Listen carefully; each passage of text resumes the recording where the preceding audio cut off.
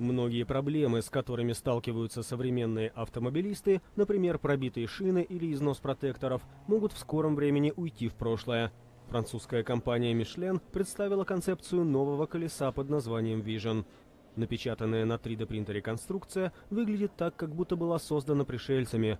По словам вице-президента Michelin Терри Геттиса, такие колеса не нужно будет накачивать воздухом. Кроме того, они будут сообщать водителю о своем состоянии.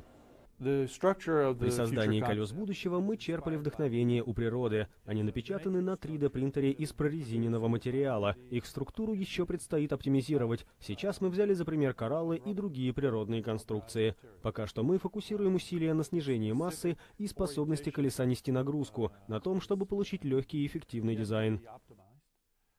По словам создателей, уникальность такого колеса в том, что его можно легко изменить в зависимости от дальности поездки, погодных условий и других потребностей. Можно будет просто заехать в сервисный центр, где установлены 4 модуля с 3D-принтерами. Они очистят ваши колеса для печати и затем нанесут новый материал и создают новый дизайн конструкции, которая уже стоит на вашем автомобиле.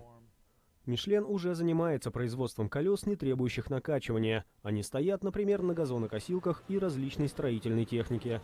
Однако колеса Vision, по словам создателей, появятся в продаже еще не скоро. По примерным оценкам, это произойдет через 15-20 лет.